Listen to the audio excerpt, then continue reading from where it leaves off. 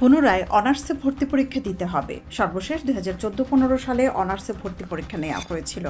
এক দশক পর আগের নিয়মে অনার্সে ভর্তি পরীক্ষা আবারও নেওয়া হবে। নতুন নির্দেশনা অনুযায়ী জাতীয় বিশ্ববিদ্যালয়ের 2024-25 শিক্ষাবর্ষের স্নাতক সম্মান শ্রেণীতে ভর্তির প্রাথমিক আবেদন 21 জানুয়ারি বিকেল 4টা থেকে শুরু হয়ে 28 ফেব্রুয়ারি রাত 12টা পর্যন্ত চলবে।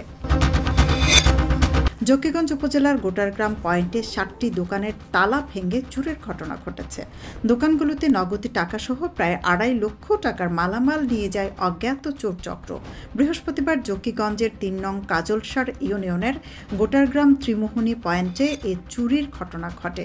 বৃহস্পতিবার সকালে সংবাদ পেয়ে জকিগঞ্জ থানার এসআই মেরাজের নেতৃত্বে একদল পুলিশ ঘটনাস্থল পরিদর্শন করেন। মধ্যরাতে ভূমিকম্পে কেঁপে উঠল সিলেটসহ দেশের বিভিন্ন অঞ্চল। রিক্টার স্কেলে এর মাত্রা ছিল 5.1। বৃহস্পতিবার দিবাগত রাত 1:26 দিকে ভূমিকম্প অনুভূত হয়েছে।